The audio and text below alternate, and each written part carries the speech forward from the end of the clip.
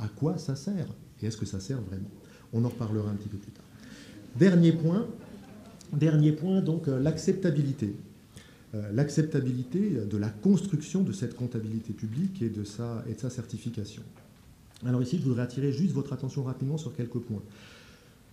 Bon, la comptabilité ne peut décrire que ce qu'elle voit et que ce qu'elle sait quantifier. Bon. Et ici, on comprend bien que la tentation bien comprise pour le comptable, pour le normalisateur, pour le producteur des comptes, pour le certificateur des comptes, c'est d'accroître la focale, d'essayer de voir plus loin, d'essayer de voir mieux. C'est ce que j'appelle la tentation de l'exhaustivité. Alors évidemment, ici, le problème, c'est de fixer une limite au raffinement. Jusqu'où est-ce qu'on va aller ? Je prends juste un exemple. Est-ce qu'on développe la fair value ou pas ? Quand j'ai assisté pour la première fois à une réunion d'un groupe de travail du CNOCP sur la question, j'étais plutôt favorable. Je trouvais ça vachement intéressant, la fair value. Intellectuellement, ça me stimulait. Je suis ressorti de la réunion en me disant « Ouh là là, c'est beaucoup plus compliqué que ce à quoi je pensais et je pense même que ça va être impossible à mettre en œuvre. » Bon. Donc ici, c'est vraiment cette tentation du raffinement contre laquelle il faut, à mon avis, peut-être pas lutter, mais qu'il faut appréhender avec beaucoup de précautions. Mais ça a été ici encore très très bien dit par tout le monde. Donc au-delà de la tentation du raffinement, ce sur quoi j'aimerais vraiment insister, c'est sur le coût de la comptabilité.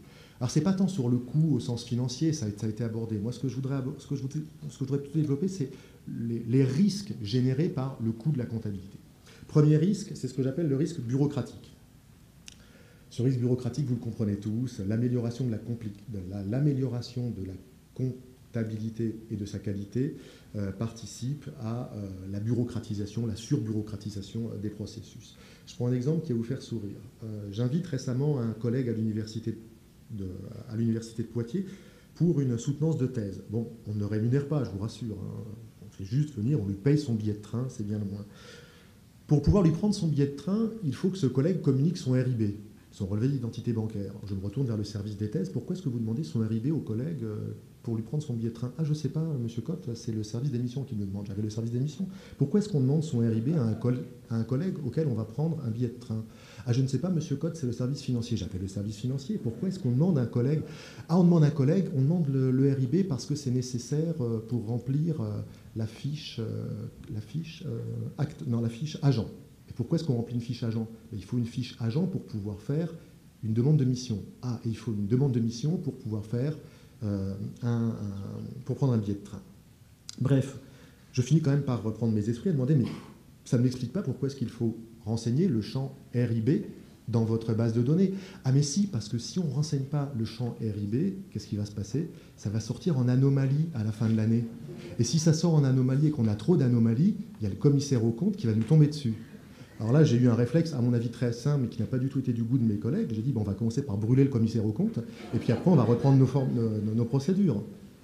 Bon, bref, vous comprenez ce que j'appelle le risque bureaucratique. Deuxième risque très important, ce que j'appelle le risque politique. Alors le risque politique, je ne le développe pas, vous l'avez tous en tête. Je ne prends juste un exemple.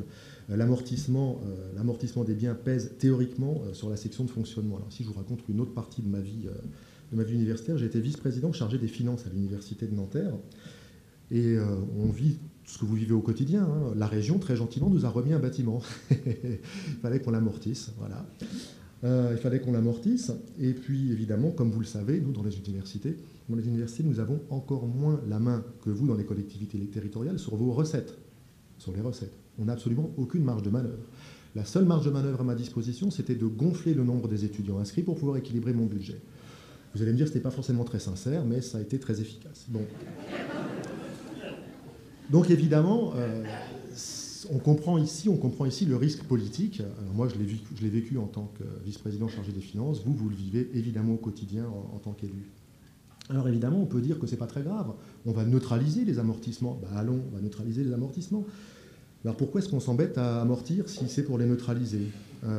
Moi, je vais même poser la question autrement. Pourquoi est-ce qu'on s'embête à faire une comptabilité générale si finalement on reste en caisse ? Restons en caisse. J'y reviens tout de suite, parce que le troisième risque, le dernier risque, c'est ce que j'appelle un risque comptable. En fait, de mon point de vue, c'est tout notre système comptable qui est en train de perdre son sens. On est dans une phase de perte de sens complète. Alors, de perte de sens complète, pardon. Alors, pourquoi est-ce que je dis ça ? Je dis ça parce qu'en fait, quand on observe la construction toujours de ce que j'appelle le système financier français, On voit bien que la grosse tendance, le dur dans la comptabilité publique, c'est le budgétaire. Et là, ce n'est pas 100 ans d'expérience qu'on a, c'est 1000 ans d'expérience qu'on a. Contrairement à ce que disaient certains collègues, le budget de l'État, enfin, en tout cas le budget de la royauté, ça commence en 1300, 1400. On a 1000 ans de construction d'un État financier prévisionnel, construit en caisse, qui s'appelle le budget. Bon, c'est solide, ça existe. Alors le problème, c'est que cette comptabilité budgétaire, c'est une comptabilité d'autorisation. Bon, ok. Cette comptabilité budgétaire, elle est peu et mal utilisée dans l'entreprise. Ça ne sert à rien dans l'entreprise, une comptabilité budgétaire, ça sert assez peu. Voilà. Le problème, c'est que cette comptabilité budgétaire, c'était tout ce dont on disposait. Et évidemment, avec l'évolution de la société, on a estimé que cette comptabilité budgétaire n'était plus suffisante pour rendre compte de ce que c'était que l'État ou une personne morale de droit public. Très bien, je suis d'accord, adjoignons-lui une autre comptabilité. On lui adjoint une autre comptabilité qui est financière. C'est pas du tout pensé, comme je l'ai dit, cette comptabilité financière pour les personnes morales de droit public. Très bien, bon, donc c'est pas grave, on a une comptabilité budgétaire qui n'est pas suffisante, une comptabilité financière qui nous dit autre chose, et puis on pourrait tout à fait accepter qu'il existe une troisième comptabilité, la comptabilité nationale, qui elle est pensée pour permettre une comparabilité macroéconomique entre les États. Tant qu'on en reste là, tout va bien. Le problème, c'est qu'on est en train de tout pervertir. Ma comptabilité budgétaire est en train de devenir une comptabilité d'évaluation de la performance, en tout cas au niveau de l'État. Au niveau des collectivités territoriales, pardon, on la pollue avec des éléments de comptabilité patrimoniale qui, à mon avis, ne font que la faire dégénérer et qui ne renseignent pas à grand-chose, on vient de le voir avec l'exemple des amortissements. La comptabilité financière, elle n'est pas adaptée, ou en tout cas elle est mal adaptée. Je ne dis pas qu'elle est inutile, je dis qu'elle est mal adaptée, que sa lecture en est difficile, on en est tous conscients.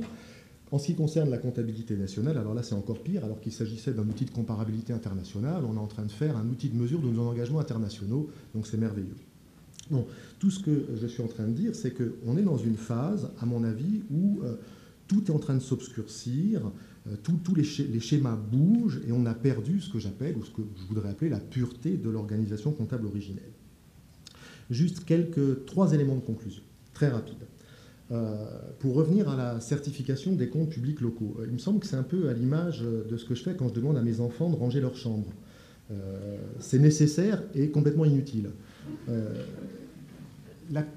Donc j'en démords pas. Je pense que la certification est très importante. C'est très important pour la qualité de l'information financière, j'en suis convaincu.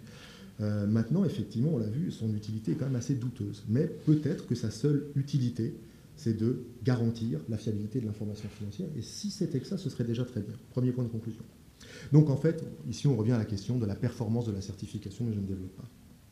Deuxième point, est-ce qu'il faut accepter ou dépasser les limites de l'information financière telle qu'elle est produite à l'heure actuelle? Ce que je suggère, c'est de concentrer les évolutions de cette information financière sur ce qui offre un bilan coût-avantage relativement positif.